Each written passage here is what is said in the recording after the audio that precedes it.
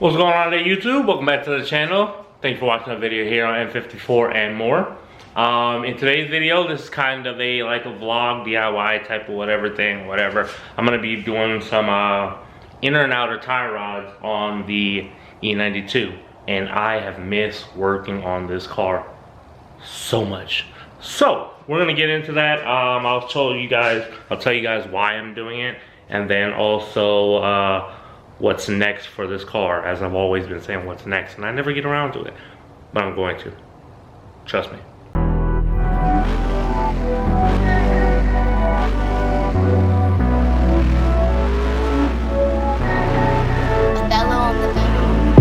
Your man hit your phone, wanna make a ride. Swerving in your car, doing make a ride. Almost at the club. Alright, so let's get down here. Oh, I'm old. Hold on one second. Oh, there we go.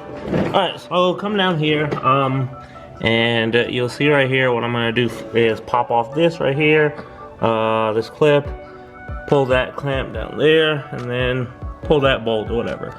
But the main reason why I'm changing these is, you can't really see the scratches on them, but originally when I got into the accident, the sway bar was resting on the tie rod. So I'm not sure if it bent anything in there, but I mean, it's been driving fine besides a lot of vibration, and I can't deal with the vibration, and I need to get alignment. So I figure, why not just change them first and then get the alignment. So what I'm gonna do is pull this up here, pop that, pull that, and then I'll tell you guys my little strategy for my minor alignment before I go get a real alignment, which Ryan is gonna do for me. So let me get to it. Won't be a whole lot of filming, just mainly like vlog stuff. Okay, so like I said, first thing we're gonna go for is here. This is a 21 millimeter.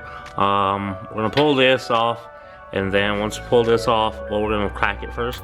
We're gonna pull this nut down here, this bolt, and once I do that, I'm going to while I'm removing the outer tie rod, I'm going to count the turns, how many turns I get, and then I'll go ahead and once I pull that off, I can pull off the boot and everything else. So let's go ahead and get started.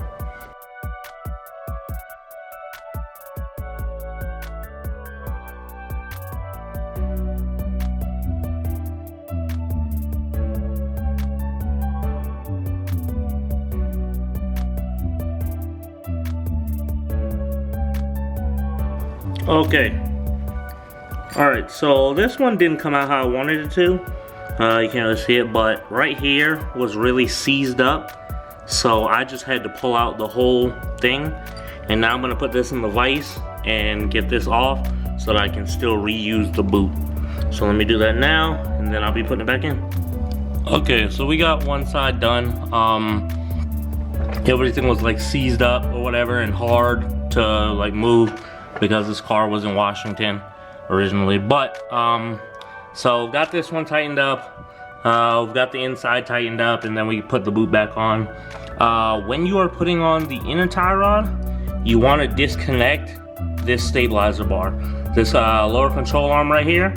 You want to disconnect this so that you can actually put this straight forward and rotate it in order to tighten it up. So tighten that back up. These are 21 millimeters. The inside was like a 36. I have a inner tie rod puller, but that wasn't gonna work for this situation because of everything else in the way, and this being seized up on the other one. So now I'm gonna move on to the other side, and then once I do, I still have this right here, this nut down bottom, right there. This one is still loose, so once I rotate it and everything and get it lined up as best as possible, I'll tighten that up. So let me go ahead and knock the other side out. Okay, it was the same side for this, side, my bad. But we got everything done. It's all bolted up and everything and closed up. So now I'm gonna do my little makeshift whatever alignment. How I do it is I'll take an extension cord, tie it to like a control arm or something in the back here, tie it here, and then since these wheels are straight, as always, and then I cambered out.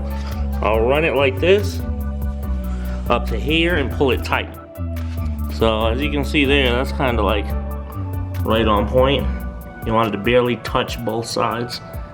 See how that one is barely touching, and this one is barely touching. So I'll pull this tight. I'm gonna center up the wheel, make sure the wheel is center straight, and then I'll pull this tight, and if I need to adjust it, I'll adjust it. If not, and then I'll check the other side also. So let me go ahead and do that now. Okay, we are done. It's one side, pretty level, or straight or flat, or whatever you want to call it. Steering wheel is good. Oops, I tweaked it a little bit. There we go. Still leveled, whatever. And then over here, this one's decent. But this is not the final alignment for it. I'm gonna get my homeboy Ryan to do an alignment on the full car and make sure everything's tightened, everything's good. And then what's next in store for this is obviously the body work needs to be done. This needs to get painted. That dent in the hood needs to come out, and then I have to put the grills and everything back in. However, I was having that issue with the window. As you can see, it's fixed now. I got a new scanner, a new expensive Autel scanner. So now, window drops down, window goes back up. So cleared out all the codes and everything. I just have the tire balancing and everything like that. So now, what I'm gonna do is drop it down, go ahead and test drive it and see how it feels, and that'll be it. Alrighty, that's gonna be the end of this video. My hair is toasted, but whatever. Hopefully it helps somebody, just a little vlog DIY kind of thing or whatever, as I'm trying to get videos put out because I haven't been putting out videos, but there will be more to come. I will be powder coating those soon, and then they will be going back on this. So, if you haven't already done so, please be sure to like, subscribe, drop a comment, turn on notifications, and hit that share button. Appreciate you guys for watching, and I'll see you guys in the next video.